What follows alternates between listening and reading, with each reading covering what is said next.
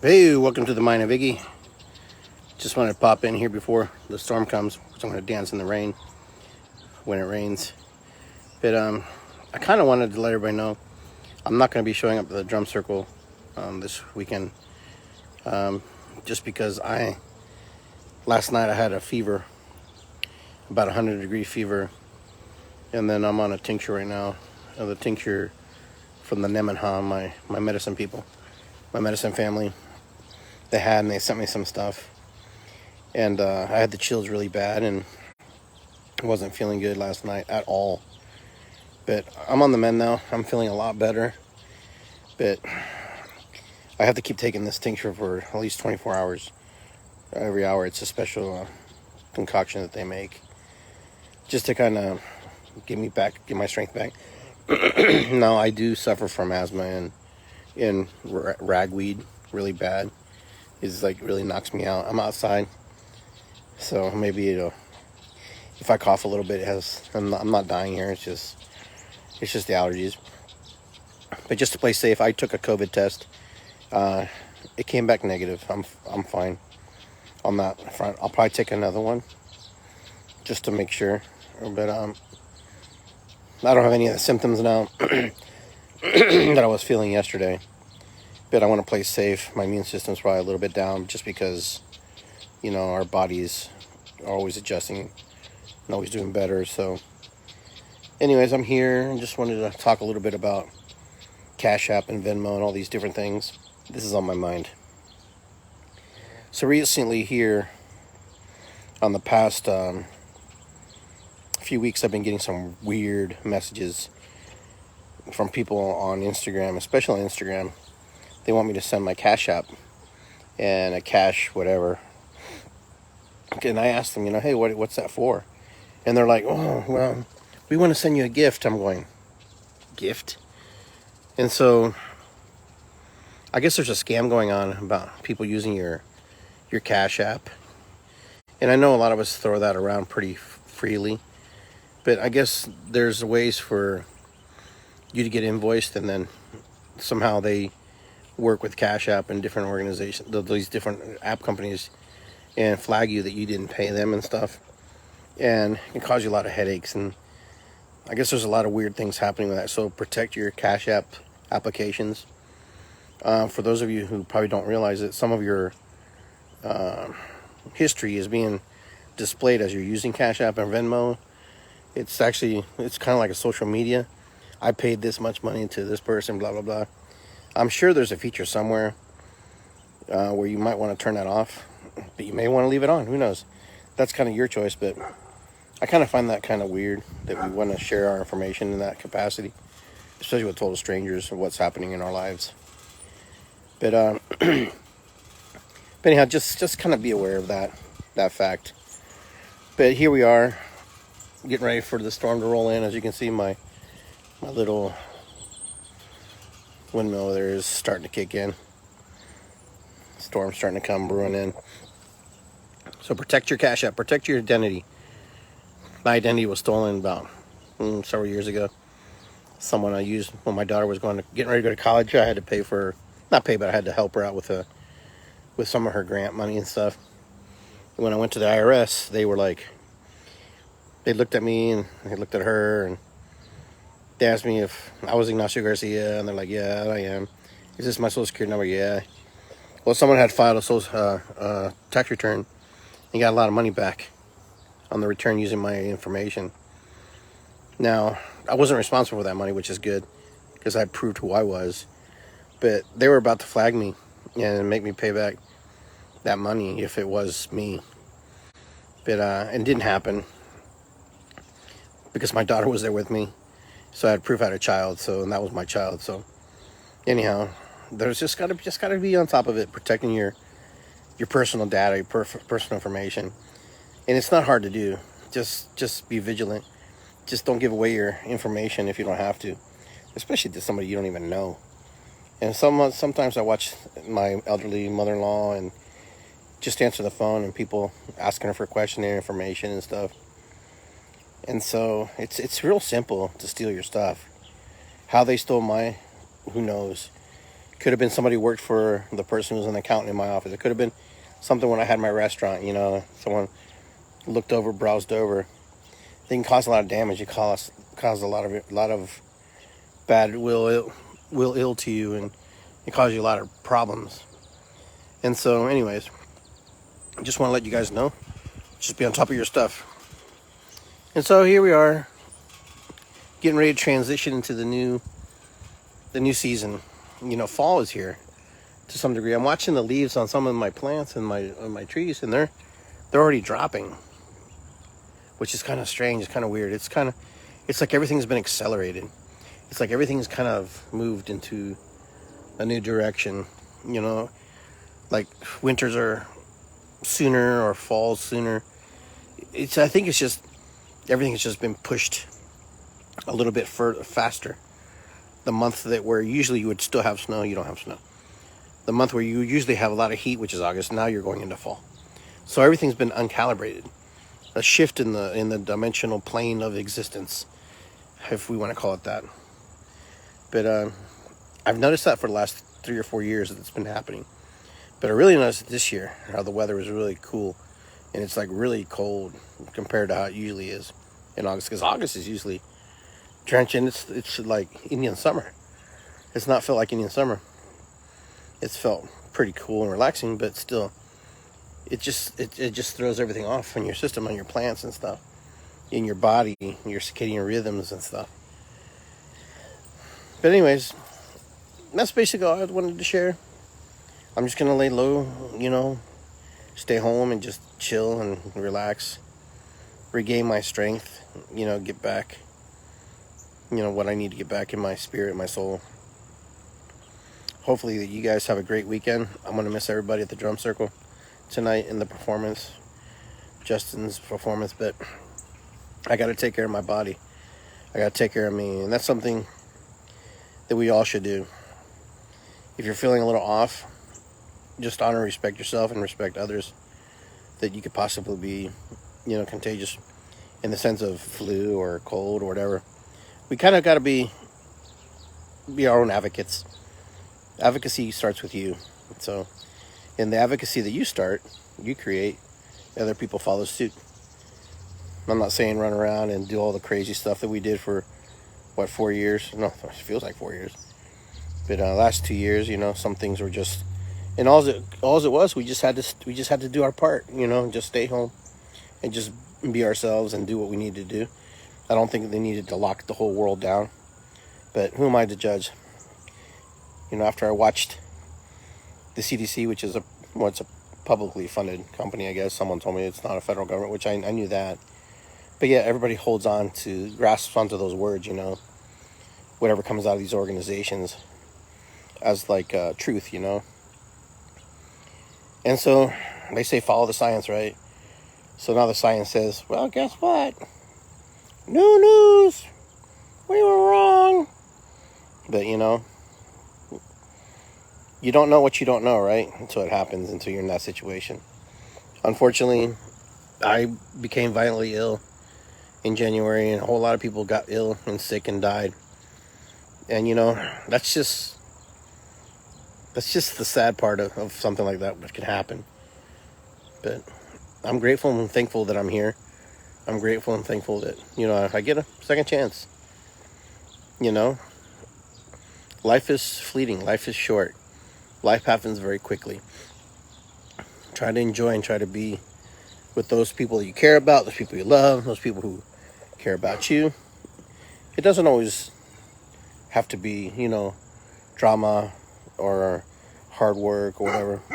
Just enjoy life. Enjoy the moments you have with people who care about you. And stop wasting time with those people who waste your time. You're never going to change their thought and their thinking. That's something they have to do on their own. And if they're there, it's because there's a reason why they're there. There's a reason why they have those thoughts and those feelings and emotions. Not everybody's supposed to be in your life. Not everybody's supposed to be your friend. Not everybody's supposed to be your acquaintance. Not everybody's supposed to be a part of your social group or gathering. There are people who come in for a moment and they're out for, just as quick as they came in. And there are people who come in for forever. So it's just one of those things you learn. I'm 55. I'm not that old, but I've gained and learned a lot in the years that I've been on this planet so far. And the biggest thing is, you can only trust people as far as you can throw them. So that's what my dad used to tell me, but in Spanish, And so I think about it. There's a few I can throw pretty far, but there's other ones I can't throw not very far at all. So it's kind of a comical saying, and I like that saying because there's some truth and validity to it, But the thing is, when you talk to people, when you're engaging and trying to search for the truth, all truths are half-truths, right? Only part of the truth is what you ingest and you believe, and the other part is probably what other people believe. So there's your belief and your version of it, the story, and then there's their belief and their version of the story. And somewhere in the middle, you guys find common ground. Somewhere in between, there's some kind of, collaboration. But anyways, here we are, and we're just trying to work through life, trying to find our way as we're progressing through life. There's always going to be the naysayers. There's always going to be people who are going to just have a different opinion of you, a different opinion of belief systems, and you know what? It took me a long time to realize that not everybody's really nice. Not everybody's really got your back. And I'm not trying to be negative, and by any means, I'm one of those people who's really forgiving and very caring. I believe myself to be that way. And a lot of this is because as a kid, I was a terror. I was horrible. I was terrible. Broke everything, stole everything. Yeah, I'm just going to be honest with you. I was just one of those kids. I was that kid that you probably didn't want in your house. Just because I was, mischievous. I was like Dennis the Menace. But Latino version Dennis the Menace. We had burritos and tacos instead of macaroni and cheese. But anyhow, I was one of those kids who just push the envelope. Push the envelope and see how far I can go. And, I was kind of one of those kids who it didn't matter. I was oblivious to other people's feelings and emotions. And I worked so hard over the years to try to connect with people and understand people. I think I'm doing better. But as a kid, example, my grandmother, I would go to her house and I'd walk by the China buffet, whatever the dishes were up there, and I'd just knock them over and watch them crash to the floor. And one time she had all her jewelry, and I took the jewelry box, and she heard all these people screaming and yelling and cheering, and I'm on the balcony throwing the rings and the necklaces and her diamonds and her jewelry to the people below. And of course everybody ran off when they saw my grandmother. I remember getting spanked for that one. But I was just terrible. But but cause and effect has a way of getting back to you, I remember being on her roof, and I thought I was Superman, and I jumped off I don't want to say 2-story building, but it was 2 stories, it was, like almost the roof. I got on there. I don't even know how I got on the roof. And sometimes I'm like, I don't even know my mom. She's gone now, but to that day, she still don't know how I got up there. I don't either. But then I jumped. I thought I could fly, and boom, whack-a-mole, hit the ground. Gone. And I'm lucky to still be here.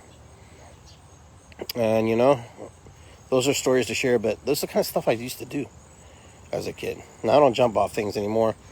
I'm really cautious. If those of you who know me probably don't even notice this. You probably don't even think about it because you just know me in this version of how I am now. But I won't jump off my truck. Like on the bed of my truck, I'll sit down and jump off.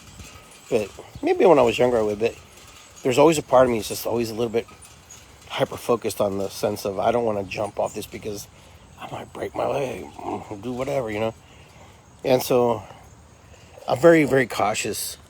And my dad always kind of taught me to be cautious, and yet, his demise was falling down the stairs of the restaurant, the steps of the restaurant, and cracking his skull, and then dying 10 days later. But here, he was the guy who was always like, hey, hold the ladder for me. hey, do this, don't do that. And I was talking, who was I talking to? I was talking to somebody, and I said to them, I said, you know what's funny? As cautious as my dad was, I remember when he was moving these boxes down to the basement, and he took down the banisters because they needed to make room, because the banisters weren't allowing us to move these boxes down. But he never put those banisters back. They never went back up on the stairwell. And from that day, one day I was thinking, you know, if he had those banisters, he might have had a chance to grab one or maybe brace himself. But he didn't have it. So just these little subtleties and these things, why we have certain things in our home, is a good reason why we have to be vigilant about our surroundings. And no, even if you walk the path a gazillion times, even if you're going down by the river, or if you're going to the park, or if you're driving down that street, you got to just be vigilant. You know, the other day I was driving, I got a rod or metal rod in my tire. You know, and I'm pretty vigilant. I don't run over things because I know that can happen. But yet there was a reason for that to happen. But I took care of it, fixed it. My friends followed me home, and then made sure I got safe. Life is that way. We can't always, you know, avoid all kinds of catastrophes, but we can avoid some of the things we can have control of. And I feel like I'm rambling here, but I just thought I had to share those little tidbits, you know, with you guys for some reason, because someone needed to hear that. You know, so whatever, if you need to hear it, I'm just kind of waiting for the storm to pop in. I don't know if I'm going to dance outside. I've been struck by lightning before, and it's no fun. And I am sitting on a tree, on a tree swing. Probably not a good idea. But anyhow, next to a metal wrought iron bench, it might be a good idea. And then there's a AT&T junction box right there. And then there's power lines right above my head, as you can see. I'm safe. I'm definitely safe, aren't I? It's everything playing in my favor. But I love the rumbling of thunder in the background. I love the sound of thunder. There's just something very primal about that. Something very mystical about it. Something very organic, very deep, very ritualistic about it.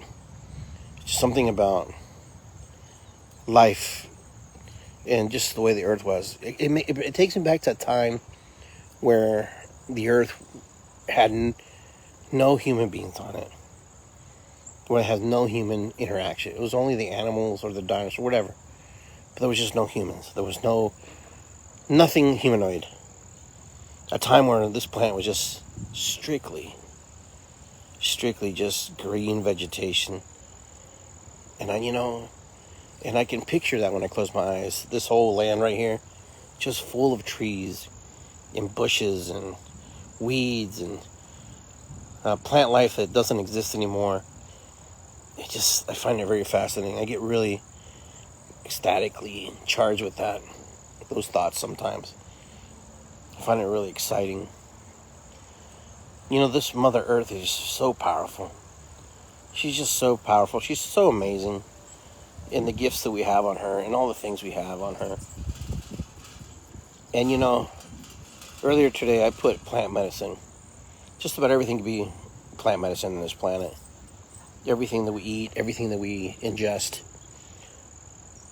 We should, everything that we should be just very grateful. I mean, the petroleum in our cars is plants. Dinosaurs, fossil fuels, right? So, there's alternative ways to use energy. So there's alternative. If we're going to use alternative ways and means of fueling our systems, they're there. It's kind of like the trees, and this is kind of why I wanted to get on earlier, is I wanted to say, there's so many alternative plants that we can use other than trees that can do just the same thing. Toilet paper, Probably the only thing that maybe they won't be able to do is like build houses and stuff, but we can create all kinds of stuff out of recycled material. You know how much lumber gets thrown away in the landfill every single year? Listen, I remember when the production my son was in at the high school. The high school. They built these elaborate, sets and stuff because they got the money to do it. And then I watched it get torn down. And I'm like, so what are you guys doing with all the wood? And they're like, oh, we're just pitching it. No forecasting. There was no idea that maybe we could save some 2x4s and put them in storage. There was no foresight. There was no vision. The only thing the foresight and vision there was to make the show must go on, the production must go on, and everything else, fuck it, And so this also goes on in all our colleges across the country too. Every year, when fall quarter ends, or every quarter, the biggest quarters are fall, right? There are truckloads and dumpsters loads of furniture, beds, TVs, all kinds of crazy stuff that is just being thrown out. It's just being recycled. Now, I don't know if someone takes all this stuff and tries to resell it. I don't know. But when they throw it inside this dumpster, it's like, wow. And here's the other ugly part about college life. There's a lot of pets that get left behind in these dorms and these apartments. Yeah, and that's really sad. That's heartbreaking. That's really heartbreaking too. This animal that's been your friend for a year, 2 years, 3 years, 4 years, just because you can't take them with you or you don't want to take them with you, you just leave them leashed to the side of the bed. These are true stories, friends. These are true stories, and I've seen and people have told me. And that's why the cat wildfire always gets busy every year, because people just abandon their animals. Now here's the thing. This is what I'm thinking. This is the future. These are future leaders. These are future people. These are future job holders. These are people who, as we get older, as I progress in age, and some of you and my friends here, we progress in age, they're the ones that make decisions for us. They're the ones that make, those calls about our health, about our humanity. And yet, their youth, they squander it. They squander it. They don't take a job serious. They don't take a part-time job serious. They don't do the things, the necessities to do the things right. But you know what? How do we teach the youth? How do we engage them? How do we talk to them? Because the youth is very stubborn, and they have their own opinions, their own ideologies, and feelings about things. And rightfully so, because they look at our example, and that's not very good. But yet, there's certain things they still do every year that we've done, and our ancestors have done, or our parents have done, and they just repeat that cycle over and over. And yet they want to change things, but they don't change those little nuances, those little things that would make a big difference, And sometimes you got money, you go to college, you're graduating, you're fixed, you're set up for a job for life, right? But then there's other moments where there are people who are struggling, who just make it through college and just do just enough. But I'm telling you, every generation repeats some of the same generational things that we do. And there are other things that they do differently. But when I tell you, when you watch these events play out, okay, not much changes. There's not much difference. We want to believe that every generation is different, but we're not. We're just different in the style of, information, the style of technology, the style of the month, the things that are fed to us, the things that are bred into us, the things that are shared to us through TV, indoctrination, through video games, through videos, but especially through technology. All of us have the smartest IA in the whole world in our hands. Our personal little IAs. Our little artificial intelligence, our phones. And they are intelligent. That's why I call them smartphones. They do a lot more than you think. And so, here we are. I'm making a video. I'm making a little mini podcast. to share my feelings. So far, so good, right? But I remember there was a time where we didn't do stuff like this. There was a time where we literally had to record it on a VHS and then just had it in storage. I'm sure I got things stored away that I don't even know are even there. But we've advanced so fast and so quickly that we don't even realize that we have. And we take it for granted. The power of technology, the power of the internet, power of Wi-Fi, the power of social media, the power of human interaction. Human interaction has changed to the point where now we interact like this, and it's normal. It's normal for us to text and talk versus talking on the phone. This is the new us. And, you know, even us older generation, we have to jump on board sometimes or we get left behind. Now, for some of us, it's okay to be left behind because we don't care. But for a lot of us, that's the only way we connect. It's the only way we connect. Now, in the work that I do, you know, through branding, through my drumming, through my holistic work, social media is a big asset in my business. You try to do everything old school wise, it's not the same anymore. It's very different. It's a whole different way of connecting. But yeah, here we are. What happens next? Whatever happens next happens to the next generation.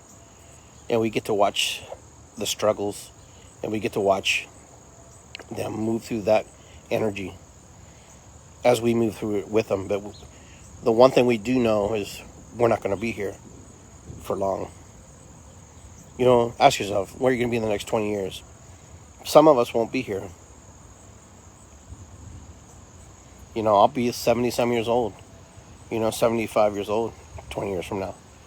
And it's a hard pill to swallow sometimes, and when you think about it, and you're going, wow, I'm going to be 75 in 20 years. And in the last 20 years, you know, when I was in my 30s, you know, in my 20s, my 30s, thinking about that time, I had no worries, no qualms. Nothing was, like, you could conquer the world. Then you start moving out of your 30s into your 40s, you start to feel that little pressure, that little uns.